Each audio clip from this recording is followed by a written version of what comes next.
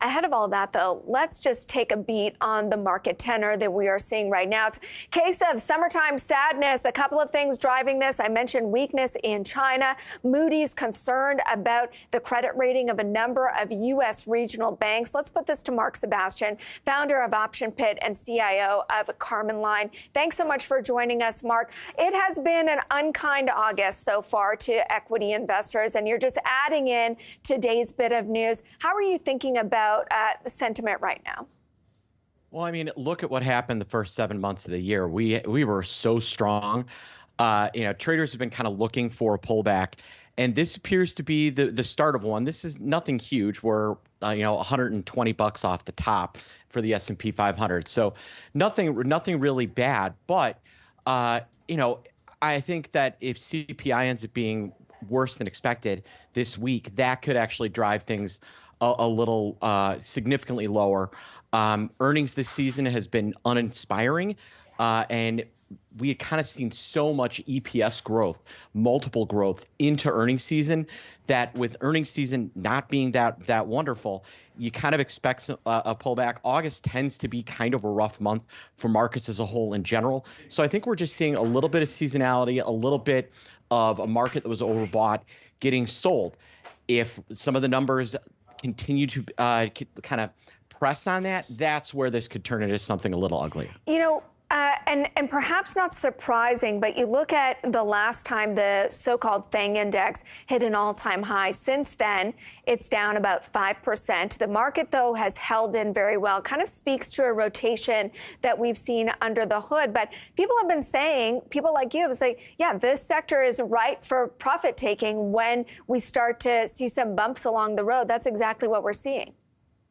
Yeah, I mean, look at what happened over the last couple of days. If you told me Apple was going to go from 195 to 178 and the market would barely be down on that news, I think a lot of people have been surprised. But money left Apple, went into Deere, went into Berkshire Hathaway, a lot of other names. It's rotating into energy. So money isn't leaving the market as a whole. Now, the numbers change and people start to get really spooked. That is where things, that's where if the money goes into cash, that's where the selling really becomes a problem. And frankly, the NASDAQ did a lot of people a favor with that rebalance that they did, because now they're not so heavy in a lot of these names. So they're not having the same impact they would have a month ago. A month ago, when all of these names that have been kind of soft,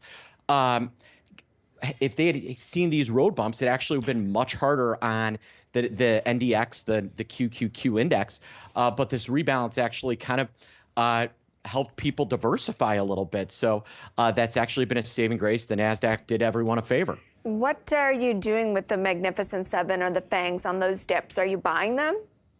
I am. I think Apple in particular is set up for a rough road. That $3 trillion valuation on negative revenue growth is kind of hard to justify. I think of the names, that is the most widely held. It is the biggest. I think there's some downside there. Microsoft, I'm not ready to jump in yet, but I still do like that one to the upside. The one that scares me is Nvidia. We've seen this trend. You and I talked about this the last time. If a company of these names was seeing a big run up into its earnings, it got thwacked. If they had been kind of waffling about, then they were able to rally. Thus, we saw real strength in Amazon. We saw real strength in Google, and we saw weakness in Apple and in Microsoft. And that's kind of been the formula for these names. Well, take a look at Nvidia. Hard to argue that has not had a nice year so far. So if they don't blow the doors off with interest rates where they are, that could really cause some problems here, and that could really be an issue for some of the momentum players and drag the market down. They report in 2 weeks. I think today they have some sort of presentation on AI at 11, so it could definitely be a stock to watch, 11 a.m. Eastern time. What would you do, though, with Nvidia? Because it's undeniable that the business is real. It's not a hope stock. It's supposed to show up in this quarter. Is this something you'd put hedges on? Would you buy puts? What do you do with a company like this? Well, I mean, if I'm long this, one, I've made so much money this year. It's hard to argue with just taking a few dollars off the table and putting that back into the broad market or moving it into some other areas. If it's a huge position of mine, yeah, I'm going to hedge this position. Now, personally, I'm not carrying any of this. If it gets kneecapped on its earnings and falls back toward that 400 level, then it's going to start to look interesting to me, and I might start to play. I got to ask you about these biotechs, Novo Nordisk, Eli Lilly, all-time highs. We cannot get enough of whatever their version is of Ozempic. You talk about being overstretched. Are these overstretched?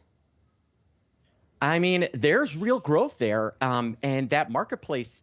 I mean, look at the stats in the United States around people's physical health. And then you look at what came out with Novo Nordisk saying they're cutting heart disease risk by 20%.